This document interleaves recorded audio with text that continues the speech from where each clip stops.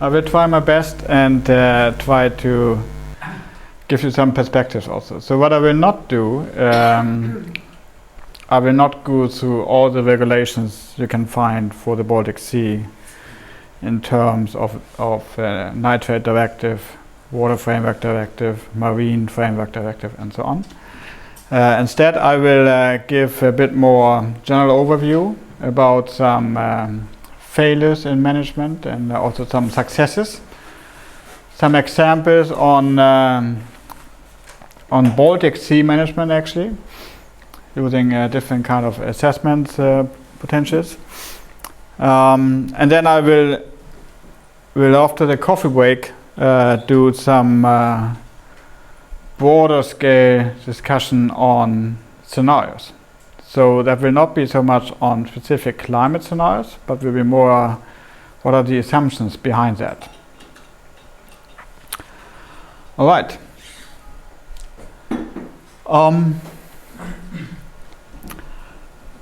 In the last years, there have been a lot of things happening, positive and also negative. And I think in that way it's fantastic because we can learn from it. We have been seeing that a lot of normal natural resource management was actually focused on average conditions, keep them constantly over time, kind of linear relationships, and completely sometimes eliminating disturbances or diversity.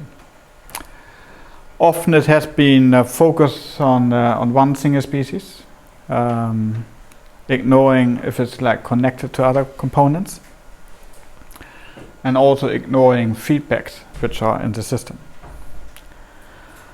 So it was often in the beginning focused on, as I said, on a single species, but also on a food chain.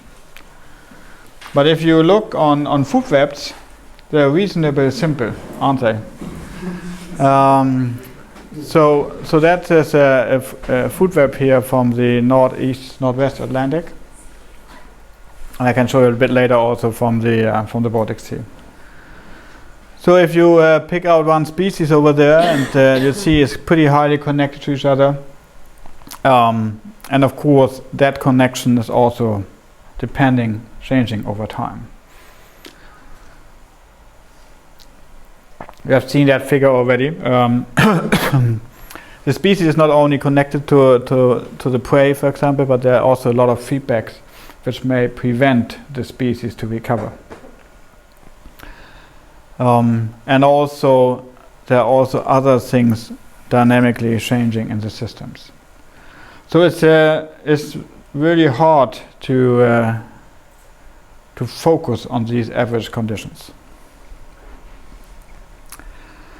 But we have seen in the kind of 20th centuries often is that one example is the prices on, for example, pests or pesticides. So this is the number of species which actually get resistant to certain pesticides. So that is often not accounted for, and so they have to be changed again, the new pesticide tested, and so on. We can see the same with antibiotics because of our food, that we are ourselves getting resistant to certain antibiotica. We have also seen that certain toxins are actually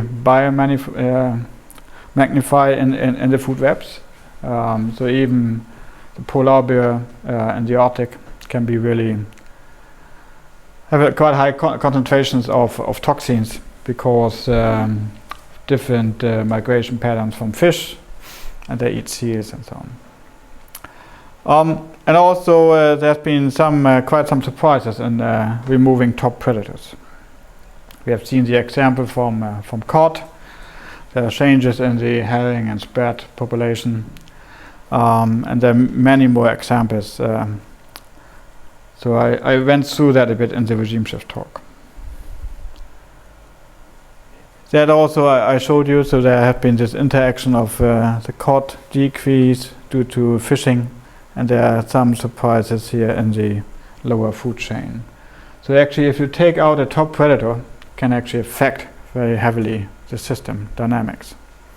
And often if you do a cod management, just often focus only on the population of that species and not so much on the environment or the ecological interactions.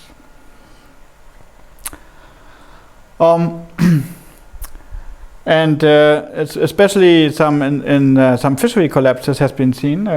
We have the Scottish Shelf, Canada, where actually a quite high cod population existed.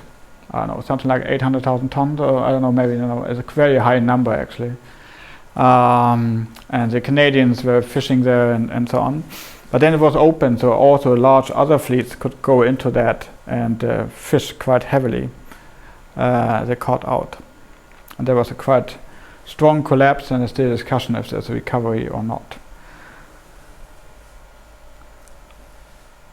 So in terms of management, it's quite important. Similar as you have seen this morning with Eduardo, is that the climate is a complex system, but also the ecosystem or the food web is a complex system.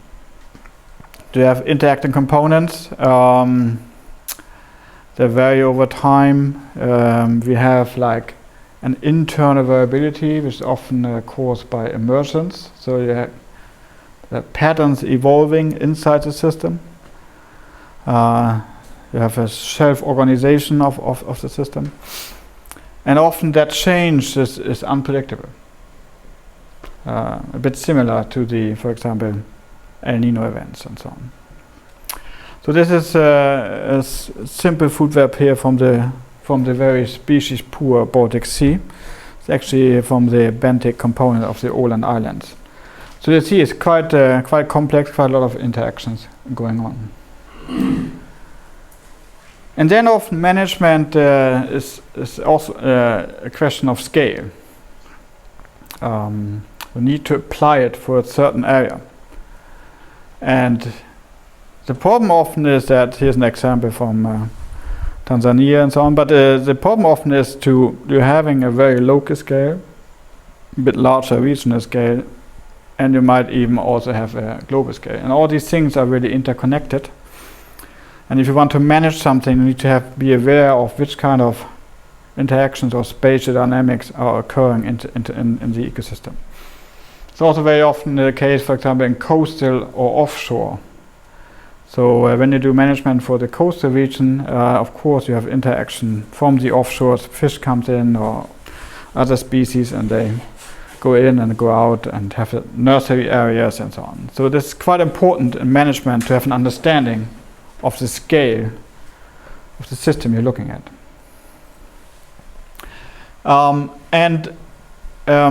Secondly, often management is focused on, say, fishery management, focus on fishery, but there are a lot of things happening as well. So acidification is different kind of regulations or different fleets coming in, having a different fishing gear, different practice, you have climate change and so on. And on top of that, you're having also the internal variability of the system.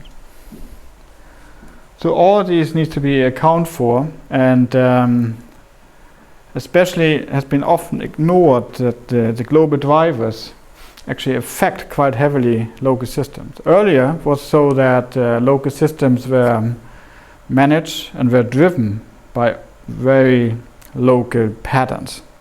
If you have a farm or a fishing area. But nowadays, because of this huge trade of fish and resources, it's actually very heavily connected to the global world, because the prices are depending on how other systems go. For example, at the current time, the Barents Sea cod actually is in a very good condition, and it has a very good price.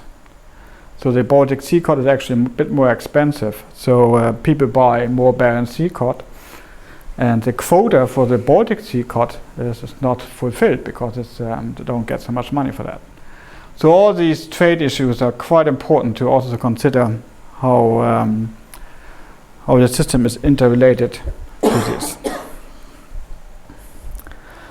And because I'm working at the Resilience Center, I need to of course go into this a bit. As I said yesterday, the resilience component is a kind of the ability of a system to absorb or persist particular changes. It focuses on the entire system perspective.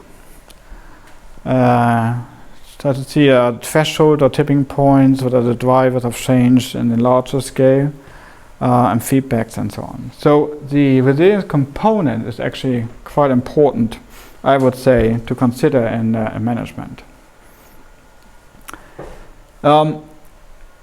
And then, if you manage a system, it is quite important to consider these two things. You either can adapt. That means within the system you have right now, you can adapt. Having, for example, in terms of fishery management, you can have a special gear or whatever. You can adapt to a certain situation. Or, if the management society decides, okay, we know we can't go back. We have seen in the regime shift discussion, it's very difficult to go back because we have maybe changes in climate and other things. It's very difficult to go back in time to pristine conditions. So let's think about what makes sense for the future. So you, in a way, due to management, you create a fundamental new system with certain species and so on. So that you would call a transformation. So when you can't adapt, you need to transform into a new system. And because of the different failures actually in national resource management, there was this nice positive movement for an ecosystem-based management. And that was really a paradigm shift. It's now written in a lot of legislations and management literature. And what it really is it tries to move from the management of individual species to ecosystems, incorporate a bit larger scales, having the short-term perspective, but have that in a more general level to the long-term change. Have humans as an integrated part of that, which has often been ignored. And most importantly, actually, that your management, because you have a complex system and it's very hard to predict, that you have a management which is adaptive. So you try something out, if it doesn't work, you try something else. And I'll show you some examples of that. So that's the aim of doing ecosystem-based management. Since then has been quite a lot of discussion what really is ecosystem-based management and how can it fulfill that. And there's been now different legislations where they try really to do that. But I think we're absolutely going into the right direction. As we have seen, for example, for the Baltic, we know we have multiple drivers, even though we have discussed quite heavily the climate change dynamics here. We should not forget that we have, of course, also variation, changes, and unpredictions in these different components as well. So, so remember from the regime shift talk is that for the different basins, I had different drivers with significant explaining the dynamics of these different basins for the ecosystem. So that's, you need to have a basin-specific management component here. That is also familiar. That was the recovery potential. And that needs to be really considered in the way that we have an open discussion. Can we go back to a certain management target species? So is it realistic to get the 1980s cod back? Probably not. There are two reasons. First of all, probably cod wasn't that high earlier. So it was really boosting also because of eutrophication. But still a lot of people focus on this high cod. And secondly, that has shown that the environmental condition has changed. So it's probably unlikely that in the future you will have a high cod target.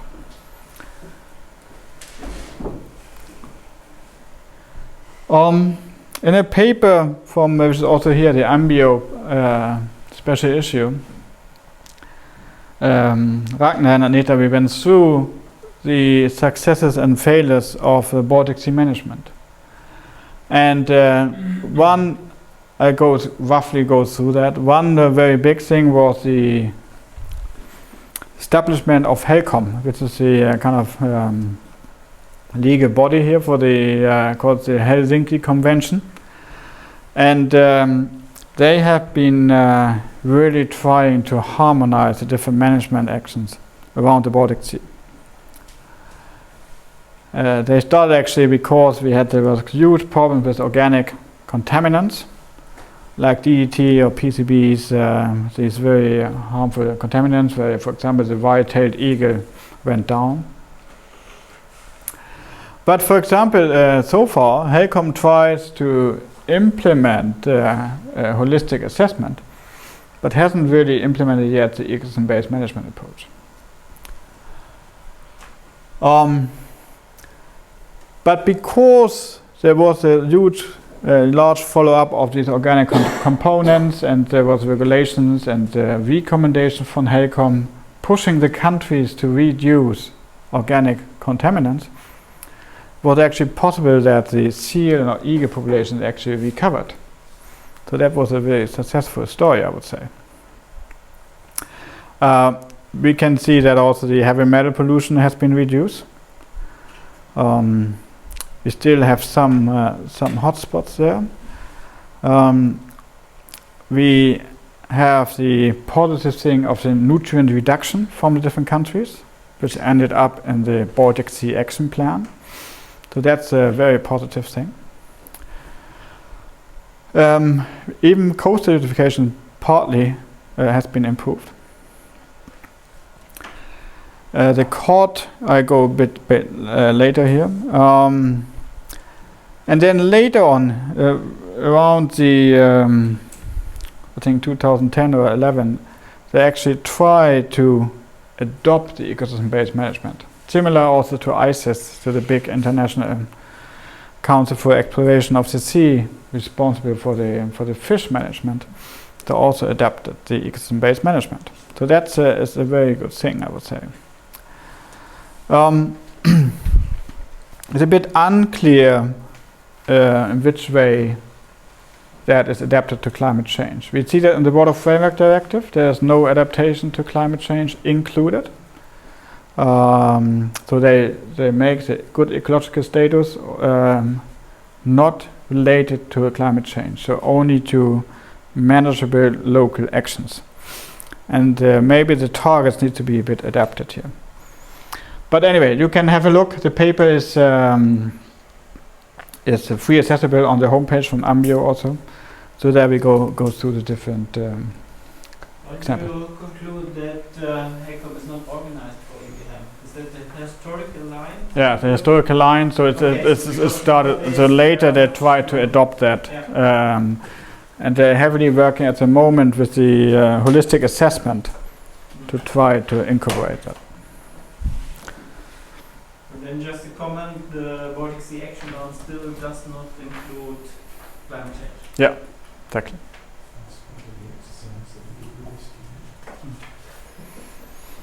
Absolutely. So, and I think the nutrient load reduction they have to normalize by climate, the latest ones, and not for the future is not included. Yeah. Then we had a political student working on analyzing all the meeting notes from HELCOM. In HELCOM, they're having different levels of experts. They have an expert group where scientists are invited and say, what are your concerns? And then they have a group of head of delegations where each representative from the countries going to go to HELCOM and they meet and discuss what should we do next. And then they have the HELCOM recommendations, which are non-legally binding, but recommendations to the countries. And from 74 onwards, Matilda has been analyzed all these text documents. So quite an impressive text list. And we have looked actually on certain, when there's mentioned, for example, eutrophication, when there's mentioned climate, when there's mentioned anoxic area, and try to relate that to the observed data from the monitoring, to see if there's a link of the status of the sea and when that's reported or discussed at these different HACOM meetings. And what we saw is, of course, the experts, because they are often scientists, they discussed it at the HACOM at the lowest level. But as higher you come up at the level at HACOM, there's very low responsiveness of HACOM in relation to the status of the sea. In another paper, we have analyzed a bit what are the systematic delays of implementation. So we found there's 3 different ones that we need to differentiate a bit. It's a decision-making delay. So when you make a decision, the time it takes for an idea to be launched as a policy, so that can be quite long as a directive. Then from that policy or that directive, it's a delay to the implementation when you really take action. So you launch a policy and really actually implement that with measures. And then, of course, it's important to recognize the ecosystem delay, the time difference between the implementation and when you actually see something in the system. And we found that it may take years from problem identification to a decision and then to the actual implementation. So that is in the Ecology and Society, that paper is also for free, you can download that. So we're having these systematic delays in the political but also in the ecosystem. Somehow you need to have a cycle if you want to say, remember that ecosystem-based management needs to be adaptive. So somehow there needs to be an adaptive component in that. Assessment has been done earlier. We have the policy action plan, we have the ecosystem health, that's the HOLAS report, we have from ICES working group or reports from the Commission. So there has been a lot of different assessments. But what's often not happening is a kind of adaptive cycling. Here's an approach suggested by Phil Levin, who is working at NOAA in the US, where you actually with stakeholders, that means with people fishing in the system and so on, you identify together what are the goals and threats for your system, try to identify indicators, potential thresholds or target level, what do you want, what do you think would be a good environment, and identify some risk. But then it becomes important, then you do a kind of management strategy evaluation where you actually assess the different options and choose an approach. You try to monitor that, see if it works, you evaluate, and then you make that cycle so you can constantly adapt to your system.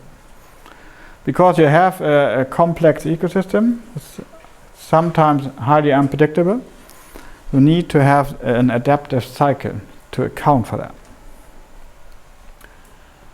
So that has been discussed quite heavily and it's been implemented in the US very strong, where NOAA works on different coastal areas applying that approach here. Another approach is to assess the ocean in a way that you integrate different components. Earlier times, a lot of assessments focus on only fishery or only eutrophication. And there is one approach here suggested by Ben Halpern, where they try It's published in Nature 2012. They try to quantify the ocean health, and I'm gonna show that how they try to do that. They have chosen 10 categories they call goals. It's neutral and scientific, and it's very transparent. That's the approach what they're taking. And very important, it's responsive to the management.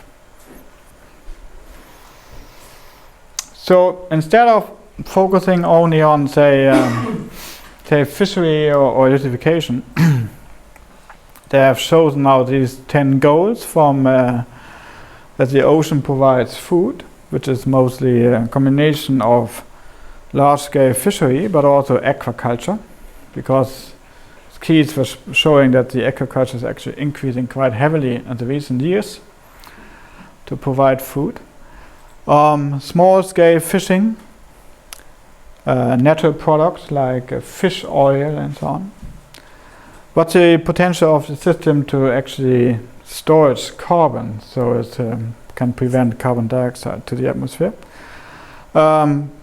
Coastal protections, say mangroves or coral reefs and so on. But also it's interesting for tourism and recreation. It provides an economy for boats and so on. It has a cultural importance in some areas where you have maybe a nice old fishing town or some heritage sites or specific species you want to see, like an eagle or a seal. It includes clean water, and here eutrophication is a component, and same with contaminants and litter, and also biodiversity. So it's a quite complex approach what they're gonna try, and they try to do that so that they present that they have done that for the global, it's in a global ocean. From the different areas, they try, based on data which are transparent, try to estimate how the certain ocean is performing. So 100 would be a sustainable ocean, and if it's below that line, it has not been reached yet. And they have done that now for 3 years in a row. Why is energy not included? Yeah, that has been discussed actually quite heavily, if there should be like all the wind farms and so on should be included. I don't know why they haven't done that at the end, actually. I mean, if you think about the Baltic Sea, it's more and more, well, an important factor. Absolutely. Yeah.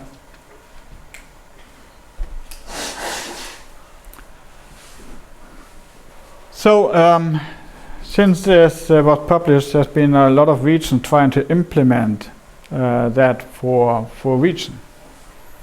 If you would use that kind of approach, the advantage for a region is that you can actually have much better local data you can include. You can adapt it to that region, have indicators and priorities. You have a finer scale how you can see how different countries or areas performing, and really identify also those more local or regional management one. So that's why we have started now to apply that here for the Baltic with a large group of people, and try to do that here for the Baltic. And the idea is that we by next summer have a rough index and idea. And here the idea is not to produce one single number, because I think that makes no sense, but it's more interesting if you look, for example, what are the trade-offs? What happens if you actually improve eutrophication? How would that affect other components like mariculture or carbon storage and so on? So the good thing is that these scores actually interact with each other, and you can actually analyze what are the different trade-offs. At the same time, you also see a bit maybe where you should be prioritize. So that's one, and we're gonna base the calculations on existing assessment data, such as HELCOM or ICES, using the MSFD. But because it integrates a lot more than just the existing one, we're including those other economic, cultural, and other assessments. We will have a dialogue with stakeholders to see what they think about it. We have been in Helcom last week to discuss that with them.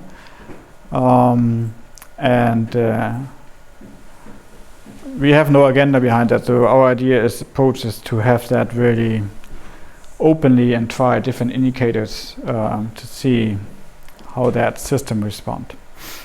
And as I said, it's transparent and web-based, so that people can go in, change data or add something different and see how the index is changing.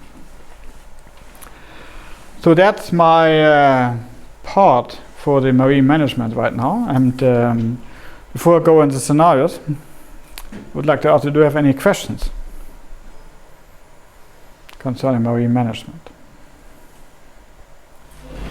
So I've been talking a bit about on marine management, but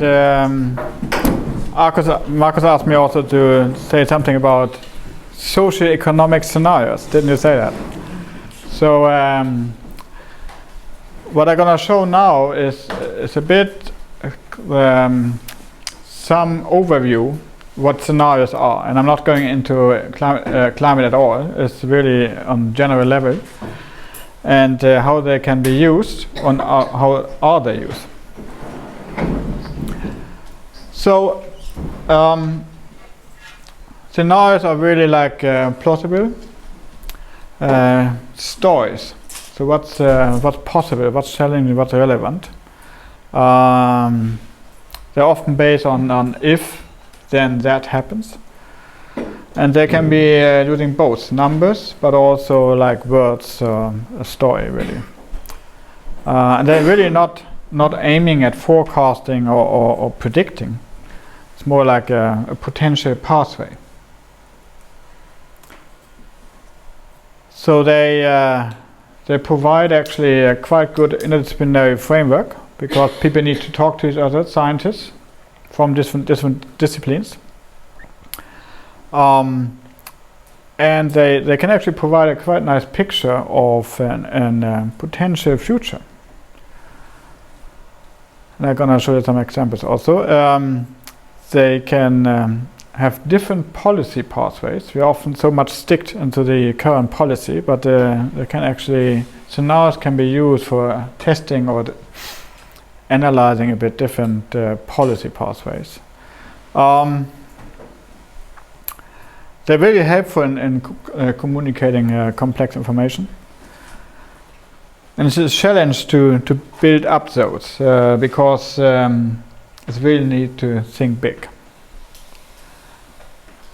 And when I go back in the history how they have built up scenarios, it was actually Shell around 1970s. There was some strategic analysis in the World War II, but then really Shell in 1970 really looked, because they were a bit afraid of the availability of oil, and they actually went into the kind of first really serious scenarios business, trying to analyze different pathways. What happens if there's no oil around, if there are very heavy environmental regulations and so on. So Shell actually started with that.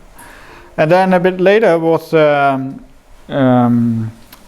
Club of Rome, started with a kind of a limits to growth, was a big headline in 72, where they tried a very simple model for the world and tried to see, because there was already some things going on in the environment, they could see the degradations in ecosystems and so on, and that the resources, because the human population was increasing, that the resources were decreasing. So they were trying to do different, very simple scenarios of the future.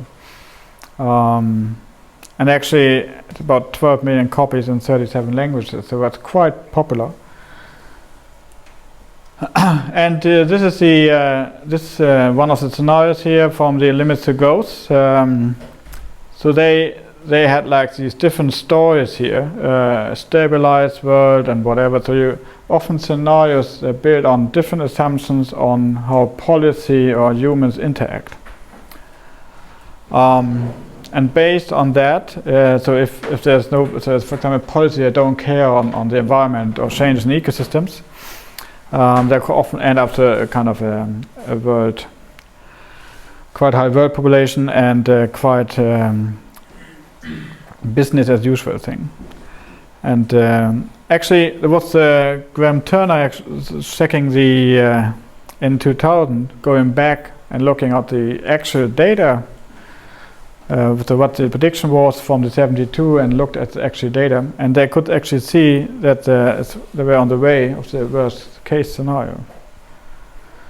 So that was a scenario was Club of Rome where they really tried to push the scenario business, but also try to make the policymakers aware of, hey guys, we have a limited number of resources, we need to be very careful.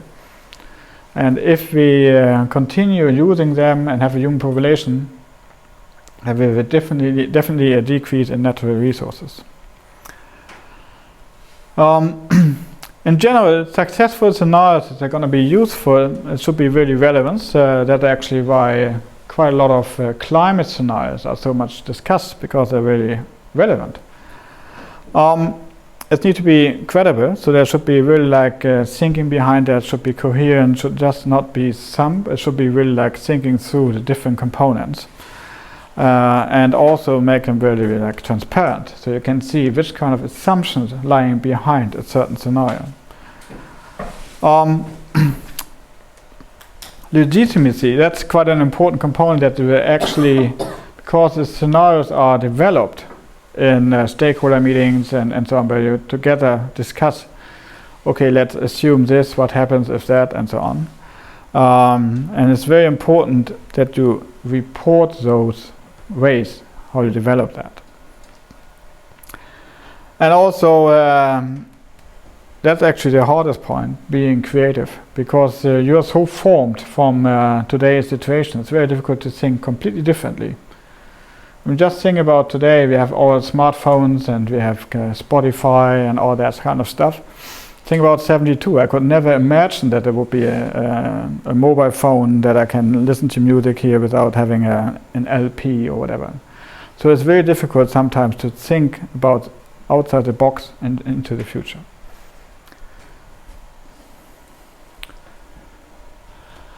But what I often see over the last 30 years or so is actually much less information on how they develop those scenarios. And often there's very little critical examination of those. Are the assumptions right in those different scenarios globally used or not? They're often discussed on the results, worst case, or see if it's plausible or not. But there's often very little discussion on the examination, what are the assumptions behind the different scenarios. Do they make sense or not? And they often follow just ad hoc processes.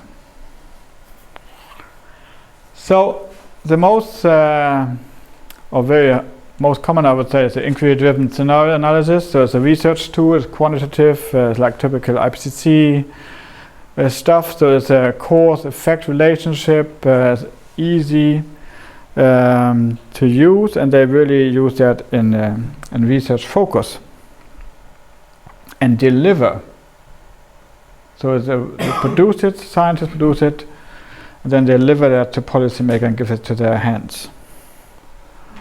What actually less common is the kind of strategy-driven scenario analysis, where you have a planning, where you involve stakeholders and policymakers to make those scenarios. So that is actually quite an interesting approach, but hasn't been not so used so often. And why is that? Because it's often the inquiry-driven ones are often more credible for scientific. You can easily publish them. you get not so much confused by policymakers.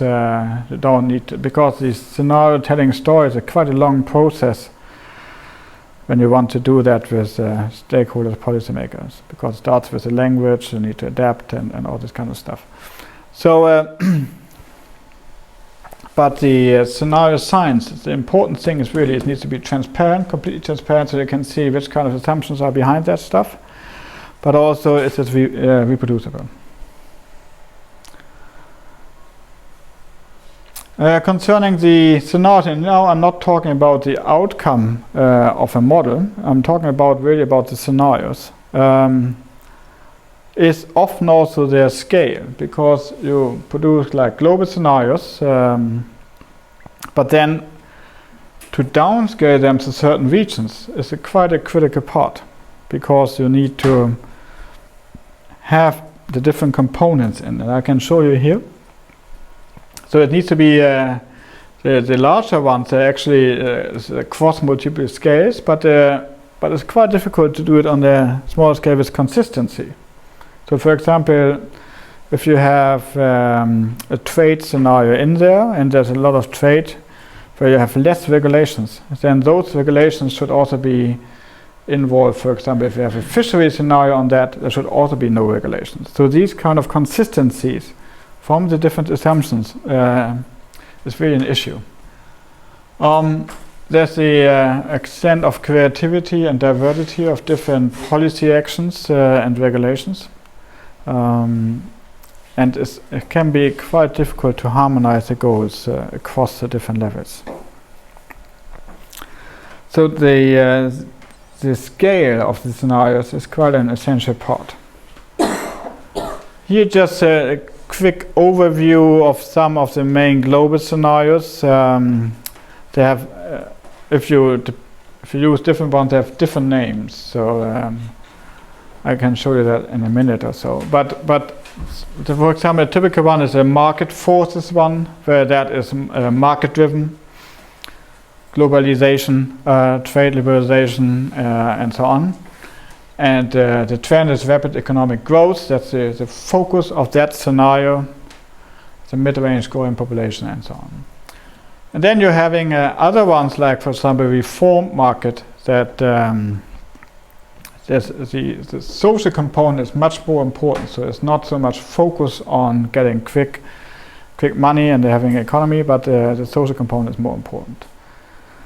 Or here's a value change, so that so that really is a value for the entire global community to work on sustainability. Or you have a multipolar world where you have a lot of fragmentation, so the different regions of the world have different assumptions. Some focus on economic growth and some on sustainability and so on. Or you're having like things like higher fences, that there's less trade, so you have more things on the global level. You don't harmonize the management, for example, with different countries in your regions and all this kind of stuff. So so these are some of the scenarios, and you see if you want to make that up and relate that to a certain carbon dioxide emission or so on, it gets quite tricky.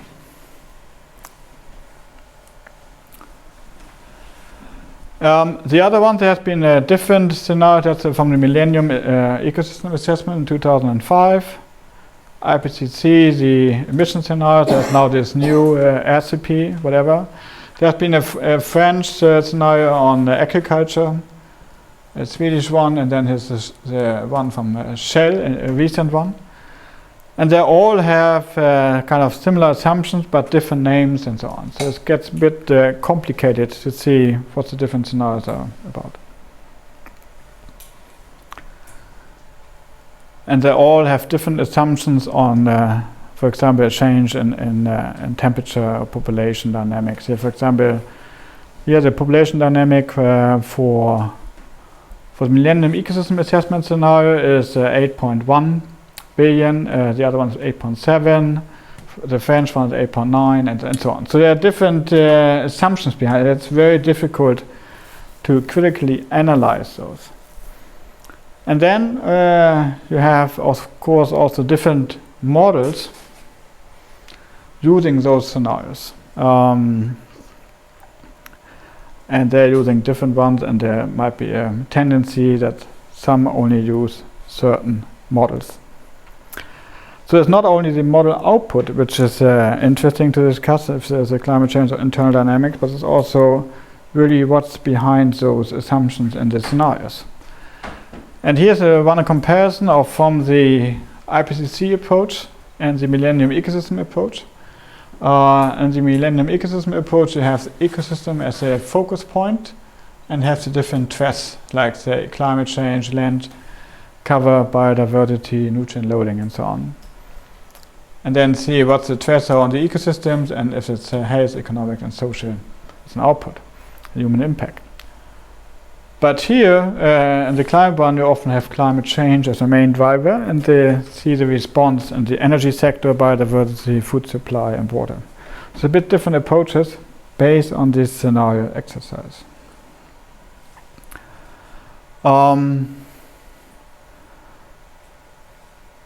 In the Millennium Ecosystem assessment scenarios, you can actually see there are different approaches if you are more reactive or proactive, and also what's the level if it's regionalized or more global. So if you see or use certain models or scenarios, it would always be important that you actually check what are really the assumptions behind that. And quite many ignore ecology. There are things like soil loss, salination because of quite heavy usage of water, decreasing the groundwater, makes it available that salty water comes in, like for example in Australia. Like pesticide accumulations or being resistant. For example, if you have a global model using a land use change with certain crops and so on, might be so that the mortality rate of those crops change and so on. So these components are actually often not included in those. So it makes it quite complex. And for example, quite many of these market force scenarios where you have economic growth and so on, they completely exclude nature. And is often linked to rise in food prices, oil consumption, and so on.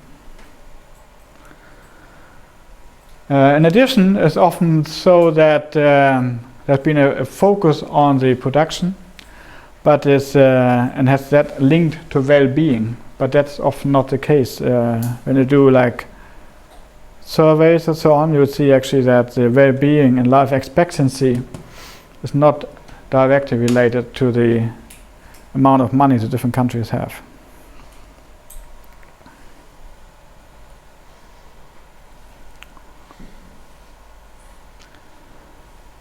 So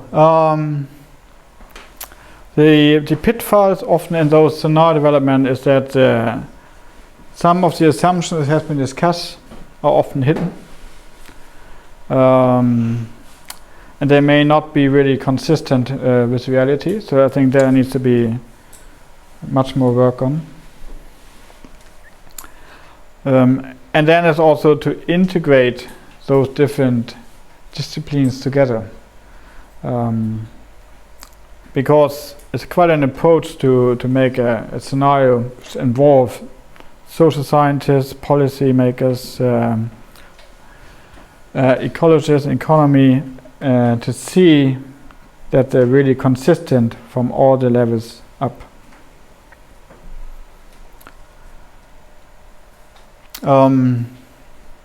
Often it would be it's quite good to identify really what the audience is, and there might be a risk that global change scenarios are not focused enough to certain users. And to have it as an open process and dialogue to include. And make a choice of certain indicators which you should focus on. So many scenarios are often produced by a close number of people, and if some new ideas coming up, they may not be inclusive enough. So bits what we just discussed with the group. And often those scenarios are really like an increase of a population or whatever. They often do not at all include any jumps or surprises, which is a pity, because that's actually what would be quite interesting, because we know it has been happening in the past. Would be quite interesting to have some scenarios on those as well.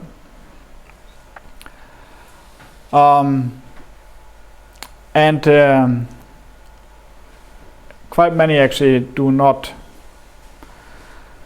do that environmental problem-related stuff in a consistent way. It's this downscaling thing in terms of regional changes. How often or how strongly are those regional changes related to local, but also to global dynamics? So overall, I think scenarios should be a bit more on scientific credibility. Now it's more used as a side tool. It should include really potential surprises, and should not only be done by scientists, but it should really include also decision makers and non-scientists. I've been a part of a scenario building exercise with the WWF, where a lot of different people were involved in that scenario building. There was fishermen, but also people driving a big ferry here, farmers and so on. And they have quite different ideas compared to scientists. And they have more, I would say, sometimes the real world experience, and also can sometimes think actually a bit better out of the box as scientists can do. So the essential part is actually this integrated part somehow, so that the different sectors are included. You need to have an understanding of the scale interaction, but also have that as an openness so that you can participate and have similar kind of groups of stakeholders or policymakers in that group to develop those scenarios. I show you here just a short example of from Susan Niiranen. She was working in the eco-support project from Marcus, and there we have used some scenarios in a first primitive way, I would say. So we have used 2 climate scenarios and nutrient load scenarios, and try to link them to biogeochemical models, and then having from these biogeochemical models different variables out, and that's how they look like. You have seen the different scenarios already from Marcus and others. So there's a change going on in salinity. That's now the Central Baltic Sea. And then we have tried to link a Baltic Sea food web model, where these different components are driving the model, but also 2 different cod fishing scenarios are implemented.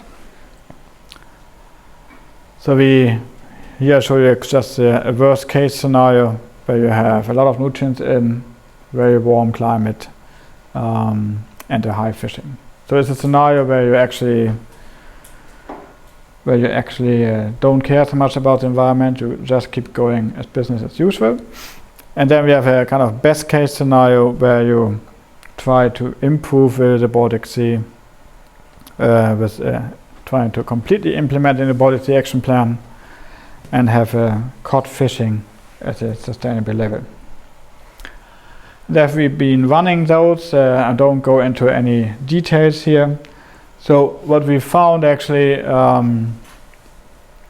that by combining those different scenarios is that they can have a very different result into the future.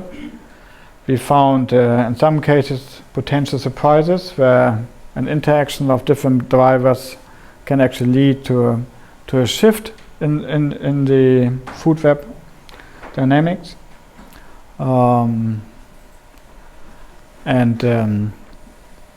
It seems to be that probably restrict the maximum level of cod and also some plankton species to due to this change in climate. And that should be really like focusing on, in terms of the management, to try to implement those lower fishing, but also Baltic Sea Action Plan. So these kind of scenarios are also very interesting in that sense that they're going to be tried to test if you could reach, this is an example from planetary boundary concept, but then if you reach certain potential thresholds and if you want to apply those different scenarios, it's very, very difficult to know where the thresholds are, because you come into the future where you have no idea what's going on. Because that has probably been not measured before, and the interaction of the different components may lead to a threshold or not to a threshold. We don't know yet. And I have seen that, so there might be a shifting baseline involved because of the changing conditions. So the scenario exercise is important in terms of make that very consistent, but then also need to be very careful how we use those scenarios by running the models, because they are out of the box in terms of conditions measured in the Baltic. It's definitely so that it's a good step forward in terms of management to have those Baltic Sea Action Plan implemented. Might be less effective under climate change. It's not, if we discuss now, it's also not included climate change. And that the reduction in loads really improves the water quality. But again, it's, the fishery is not involved in the Baltic Sea Action Plan, so it needs to be ecosystem based by including the different sectors. And the state may change. But that depends again on the different scenarios and how to implement those. So overall, with scenarios and applying those we can't make a gut.